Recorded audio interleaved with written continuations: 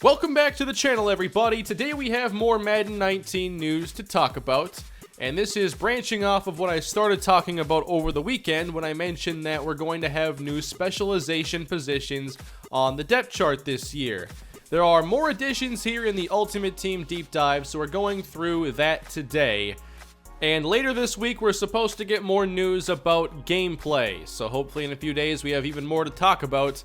But today focuses on Ultimate Team. I'm not sure how many of my subscribers play Ultimate Team.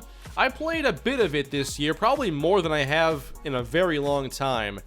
I'm not sure if I'll really get into it this year, but let's talk about the news and see what is coming to Ultimate Team in Madden 19.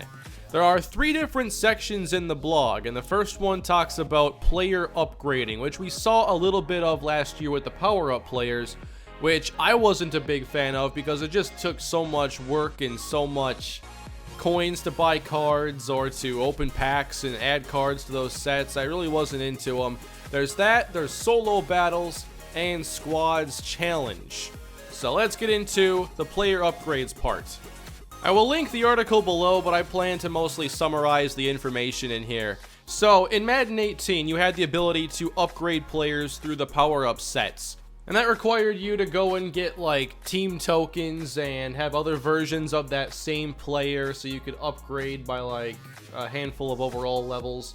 And then those cards were not auctionable or tradable.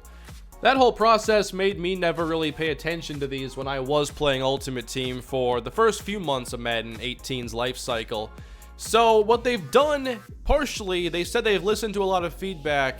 They have gone and they've taken this feature out of sets. The article says that the sets were too complicated and they forced you to know how to navigate through the UI, and over time the sets just get even more cumbersome, and then you have to understand team tokens. So they've tried to streamline this process and they've created another currency here. There are a lot of currencies to keep track of in these games, and this one's called training. And that is one of the things you'll need to power up players in Madden 19. So the feature is going to return. The primary way you'll earn training is by quick selling items you don't need. Then to upgrade these players, instead of going to a set and finding that player, you just go to the item itself. And then when you click on a player, you can see an option to upgrade them. And that takes you to the player upgrade screen. So on this Le'Veon Bell screenshot, we see that training is now one of the currencies in the upper right of the screen. And we see how much it costs to go from tier 1 to tier 2 to tier 3. Apparently some of these tiers require training while others require a specific item. So there's still going to be some other things you're going to need to get to upgrade these players to higher levels, it seems. And each tier shows you the player's new ratings every step. Then they go to mention in the next paragraph that these cards are still going to be non-auctionable, non-tradable. So the difference here in Madden 19 is that you can downgrade players and you can go backwards and you can refund a portion of what you've invested in that player, and then apparently those players become auctionable and tradable again, but if they're lower overalls, then who cares? They give this hypothetical example of an Aaron Rodgers power-up card that's an 80 overall. To get him to 82 requires 100 training, 84 is 200, then to get him to an 87, you're basically just taking his 86 core elite to upgrade it one spot, and that upgrades this card. They say that if you were to downgrade from tier 3, which required the core elite Aaron Rodgers, that downgrading would give you that card back. They say in the later parts of this paragraph that when you downgrade, you're going to get a portion of your training back, but they have not decided on the percentages for that. So I just want to talk about that feature a little bit, and to me it doesn't sound fun at all. I love the idea of being able to upgrade players, but this seems like about the most boring way to do it.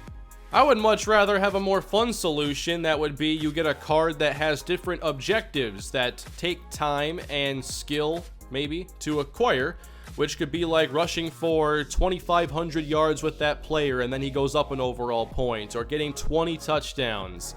I like to see it go more in a direction where you play with a player, you do well with him, and then you're rewarded for that, and you get better players as a result. You don't make it so you can turn anybody into a 99 necessarily, but I think some performance-based progression would be a breath of fresh air. I wonder what the more active MUT players think of this feature, because it doesn't make me want to go and play Ultimate Team in 19 at all. Next up, we talk about chemistry, and this seems to be a different topic every year, and I'm not sure how many times they've changed the way this system works, but it's changing again, but it looks like it's actually in a good way, maybe.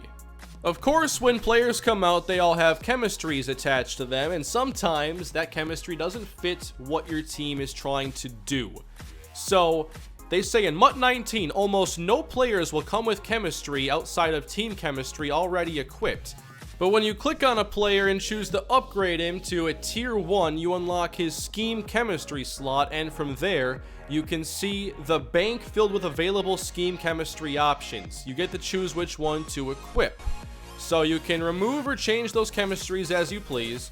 The article then goes on to say that not all players will have the same chemistry options, especially when it comes to chemistry abilities. Players will need to be at a certain overall or have a specific attribute at a certain rating threshold in order to have that ability appear in the bank of chemistry choices. So I guess I'd describe this like how you could have a running back, like, let's just use Le'Veon Bell as the example. Think about what schemes he would fit in the NFL. All of them, there you go. So we would have players then that could do whatever scheme their skill set says they could be part of. So in this case, we have Le'Veon Bell, who could be like a power runner or West Coast or go deep. He fits pretty much all the ones that I can think of anyway. So conceivably, you'd end up with more options for your position. Say you want a running back, and instead of worrying about who fit the chemistry in the past, it sounds like more players are going to fit those chemistries. That's how I assume it's going to play out. So that would mean if you wanted a specific chemistry at a specific position, that you'd have more options and therefore wouldn't need to worry about getting the likely expensive players that fit that specific role. Overall, I guess it sounds like an interesting feature, being able to select your chemistries and therefore the boost that you're going to get as a result. And it would allow you to keep a lot of the same players, likely, if you decided to switch up the chemistries that you were focused on. So let me know what you think of that feature and the power-up feature down below in the comment section. Next up, they have something called solo battles. So they're trying to bring the competitive feel of Weekend League to players who are more comfortable taking on the CPU in solo battles. There are going to be 13 games per week, and in each game you try to earn the highest battle score. And that's earned from completing the game, winning it, and the stats you get during it. And they're also going to allow you to select modifiers that determine how many points you can earn. And the modifier is a combination of difficulty and game style. So I would compare it to what Forza does, where you can get credit multipliers based on the features that you want in the game. Do you want to rewind if you screw up and you crash off the track? Do you want to play on a higher AI difficulty? Do you want to use manual transmission over automatic? The more difficult you make the playing field, the higher your potential reward. So that's how I see this working out. I like the high score idea here. I just enjoy chasing high scores in general in games, so that interests me. Solo battle games are full game challenges against the CPU on 3-minute quarters, and you only get one chance to record the best possible results. No restarting, no replaying. So I kind of like that element to it as well.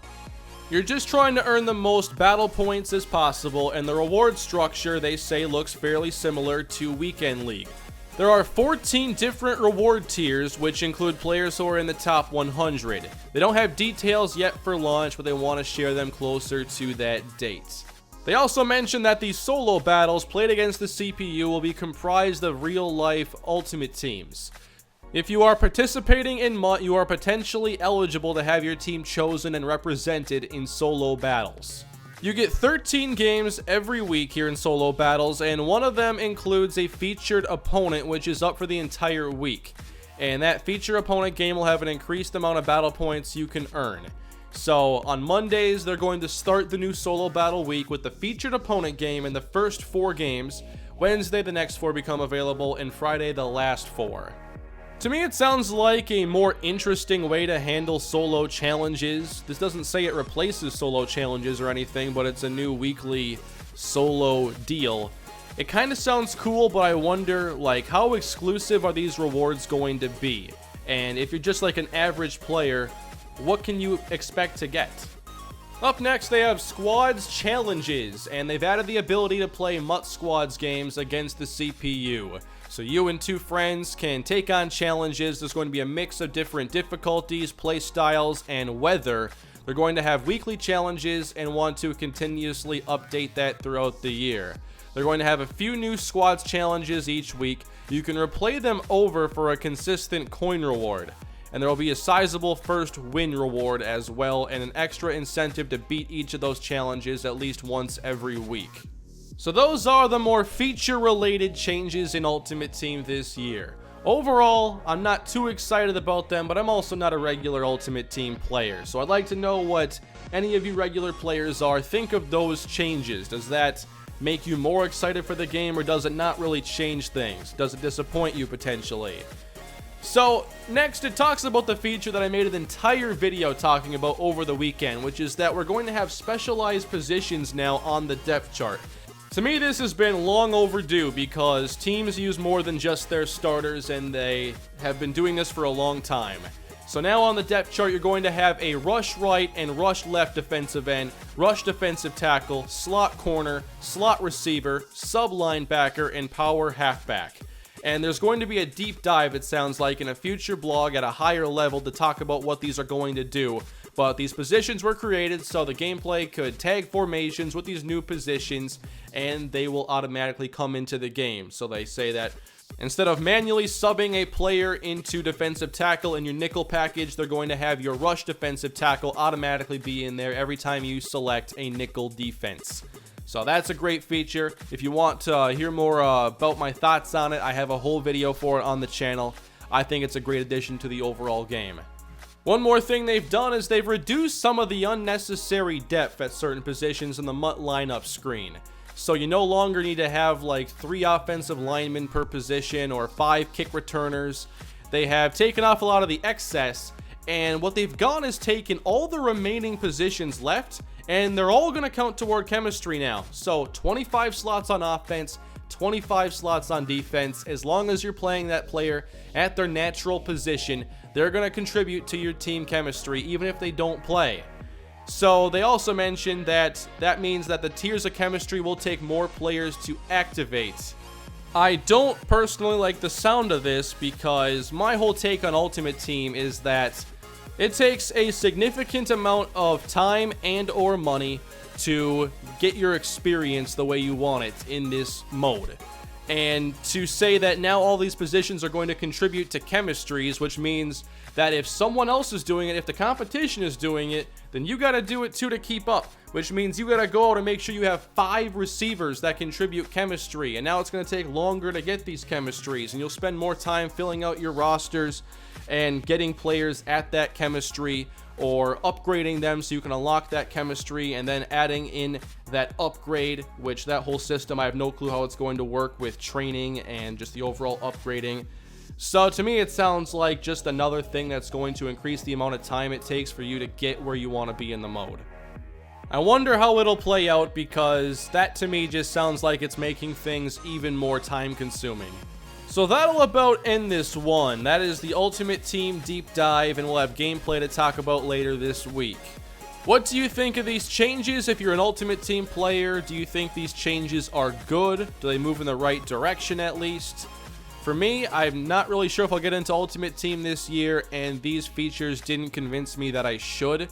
Solo battles are the kind of thing that I would normally get into for a game, but I'm not sure if it'll be enticing enough in this one. We'll see how they structure it. It could potentially be really cool, I think. Let me know what you think down below in the comment section. That is it for today. If you enjoyed the video, please leave a like. If you didn't enjoy it, you can hit the dislike button. And you can also subscribe to the channel if you want more Madden 19 news. I do a lot of franchise content on here. That's normally what I do, so you know I can't wait to finally talk about the mode. But I'll see you all later. Have a great day, everybody.